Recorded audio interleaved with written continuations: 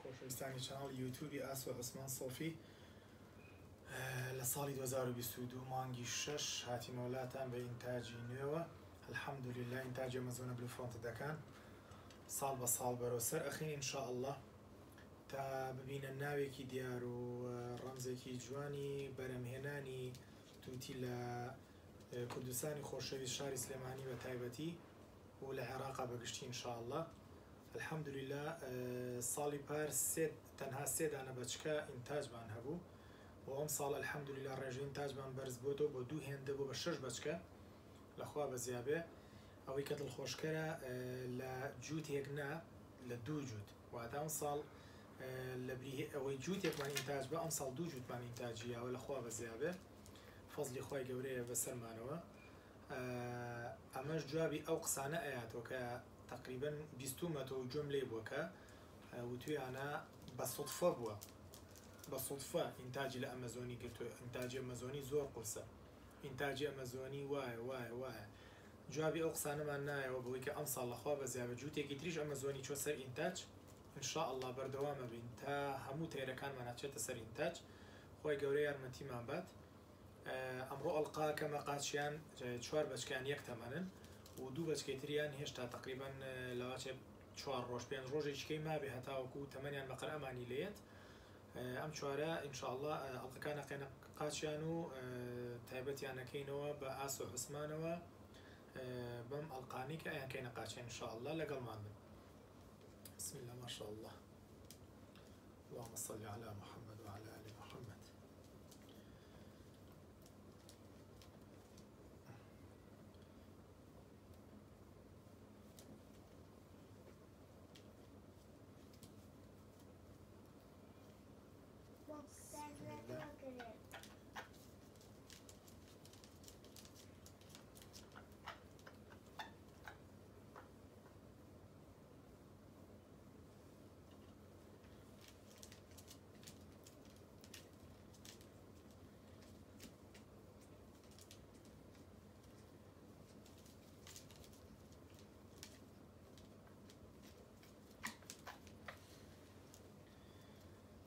گەرتێپەڕێ ئەمڕۆ بەسەریە کە ئەمڕۆ تەمەنیان تقریبا 15 ڕۆژە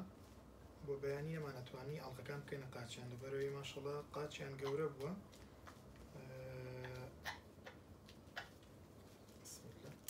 ئەڵقەیەکیان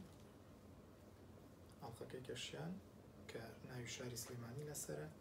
و ئینتاجی چ مانگێکی ساڵی 2022 لەسەرەتی جوون واتە مانگی 6 2022. ئەم تووتیانە و ئەم شێوازی ئەڵقەکردنی قاچەی کە من ئەیکەم زۆر لای بەخێوکەران کە پێیان وایە شتێکە ستاندارد نییە، کۆد نییە، بەڵام من ئەمەم پێ باشترە لەبەرەوەی تەنانەت مانگی لە دایکبوونەکەشی تایە کە ئێستا زۆربەی ئەو تووتیانی کە لە هۆڵەنداویەتە ئێرە تەنها لێ نووسراوە 12. زۆر کەس هەیە دوای 4-5 ساڵیکە هزار غەلوغەشی تیاکە ئەو 12 لە تەنیشتەوە کۆدی تەیرەکە نووسراوە 15 بە یەکێکە فرۆشن بە 2015 بە یەکێکە فرۆشن بە 2012 واتە دیار نییە. بەڵام ئەو ئینتاجی کە ئەو ئەڵقانی کە منی کەمە قاچیان نووسراوە جوون داش 2022 واتە مانگی 6 2022. ئەم تێرە ڕەنگە عمری بچێتە 30 ساڵ 30 ساڵیکە لە ناو عێراقا لە ناو بچێتە عێراق بچێتە ئێران بچێتە تورکیا بچێت هەر شوێنێکە تەداولکە لە لای ساحێبێک نامێنێتەوە بەتەنیا لە لای کەسێک نامێنێتەوە بەتەنیا لە هەر شوێنێک بێ دەزانرێت تەمەنی چەندێکە دەزانرێت بزەبت لە چەندی چەنە لە دایک بووە لە چ مانگێکە لە دایک بووە. بۆیە ئینتاج بۆیە زۆر بە تەفاسیل ئەوم لەسەر نووسیوە بۆ مەبەستەی ئینشاءالله. ئیتر پێویست ناکە ستاندار من ئەم ستانداردەم داناوە بۆ خۆم هەر کەسە ستانداردی خۆی بە شێوەیەک حەزیلەتی ئازادە، بەڵام من ئەمانم پێ باشترە لەوەی کە تەمەنی ئەو تووتیە دیار نەبێ 2 ڕۆژیکە نەزانێت چ مانگە لە دایک بووە چەند ساڵە تەمەنی بچێتە لای هەر کەسێک نەزانێت چ تەمەنێکی هەیە. الحەمدولله و زۆر جوانیش دەرکەوتووە و نییە کۆدێکی بەسیط بێ کە زۆر سەری لێ دەرنەکەی تەنانەت کەسێک خوێنەواریشی نەبێت تەنانەت ئینگلیزیش بێت توانێت بیخوێنێتەوە کە عەرەب بێ کورد بێ توانی بیخوێنێتەوە کە ئەم تێرە چ مانگێکی چ ساڵێک بەرهەم هاتووە سوپاس بۆخوا ئەمە دوان لە بەچکەکان ئەڵخەمان کردە قاچیان ماشاءالله ماشاءالله بەچکەی سێیەمیان ماشاءالله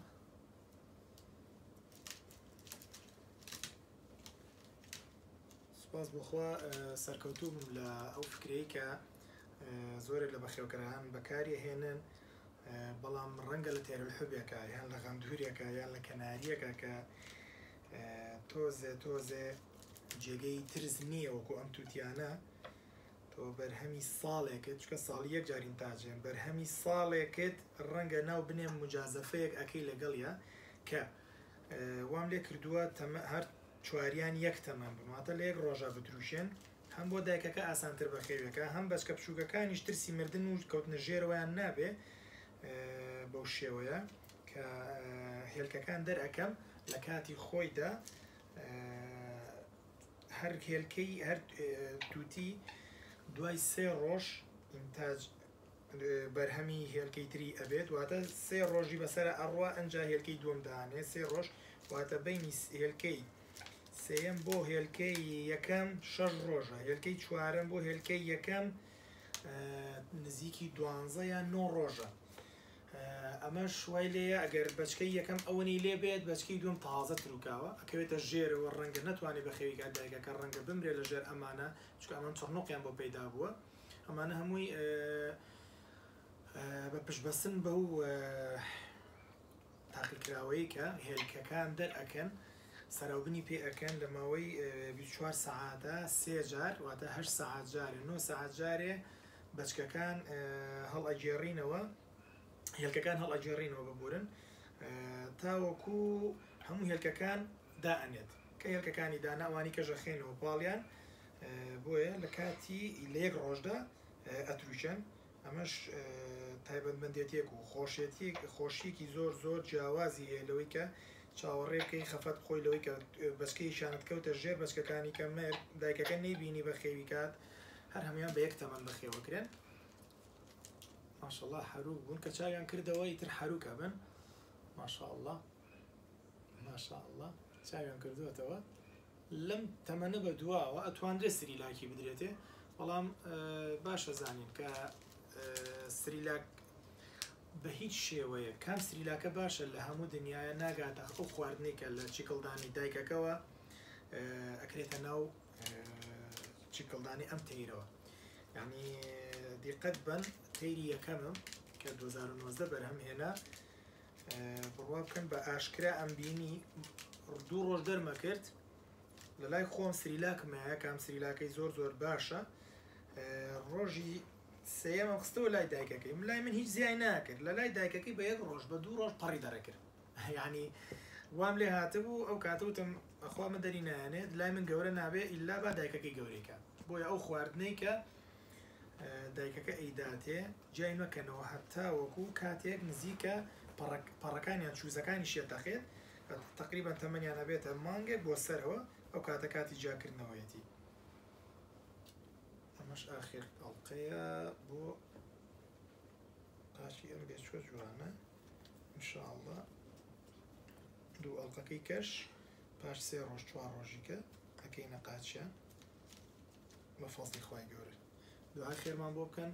بگەین بە بەچکەی یەلۆناب زۆر بە ئاواتەوەم زۆر خەریکی یەلۆنابم ئینشاءالله بگەین بە بەچکەی یەلۆناب خۆتان نەزانن یەلۆناب دەرەجە 1ە